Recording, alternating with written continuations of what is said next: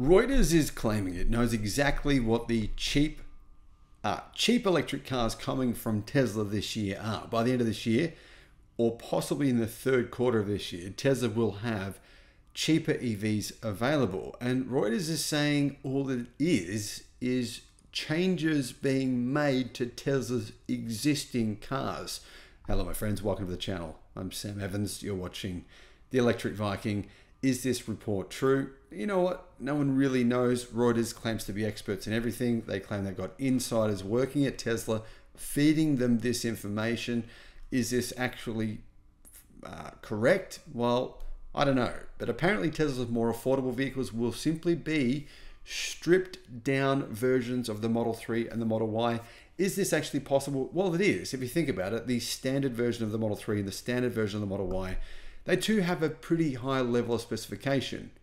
If you look at other cars, the cheapest versions of other cars, they don't have the same level of standard specification in terms of features that the Tesla Model Y and the Model 3 have.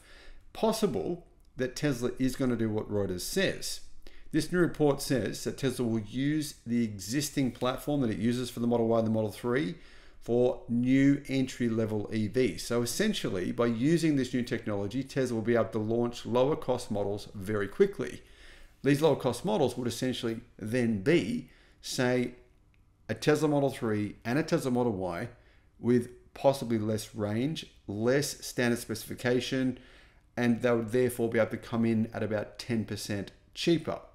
That would be pretty, a pretty enticing package for a lot of people. A lot of people don't want an EV with 270 miles of range and with, certain features that you don't necessarily always need.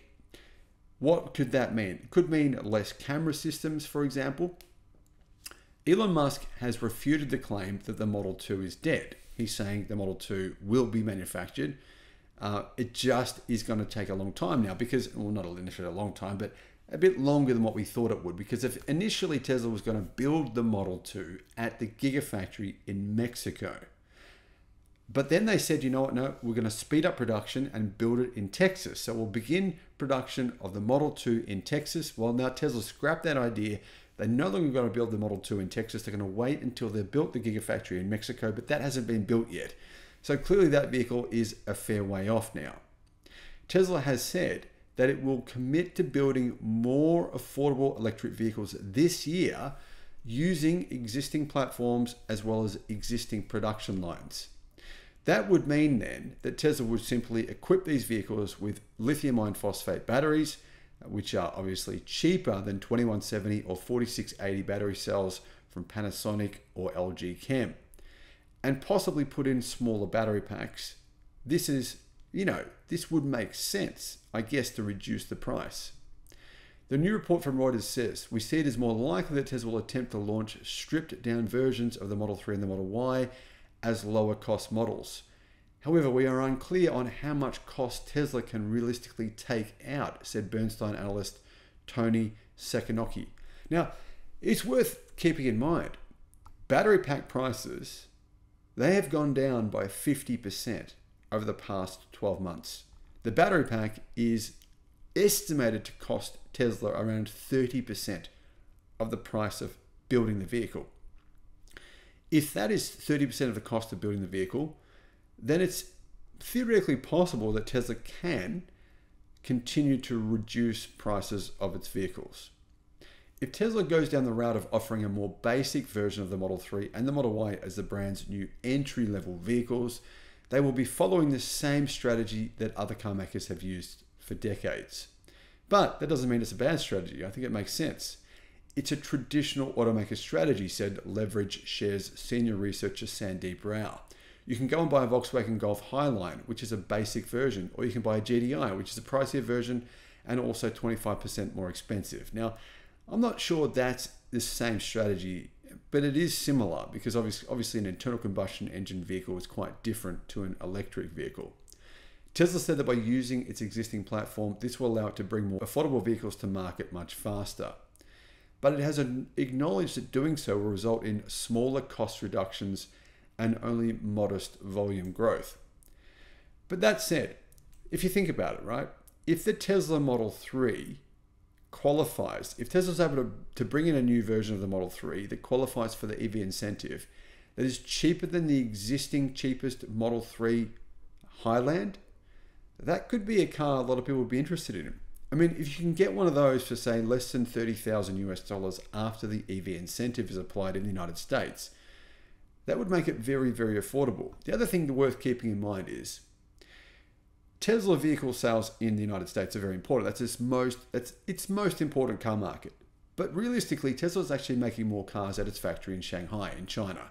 That factory makes about 1 million cars a year. It's about more than 50% of Tesla's global production.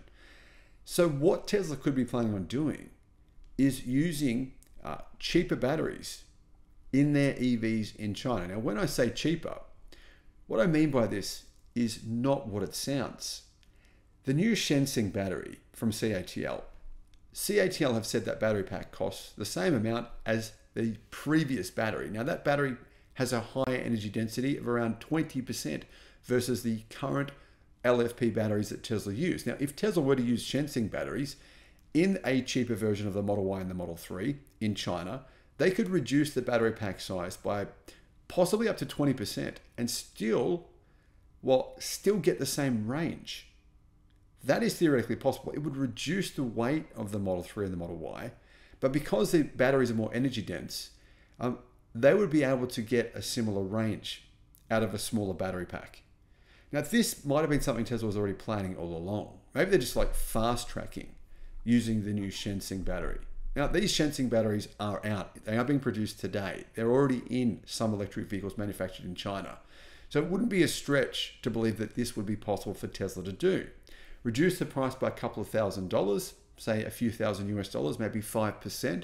Put in a smaller battery pack that has a higher energy density and also has faster charging, by the way, and much better cold weather performance. And you've got all of a sudden a cheaper and better electric car.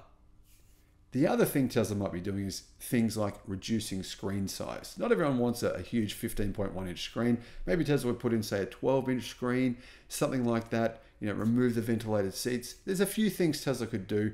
They probably wouldn't make a huge difference to Tesla's overall cost. It's really the battery that will make a big difference to Tesla's production costs. And that would enable them really to get that cost of production down, and therefore the price to consumers as well.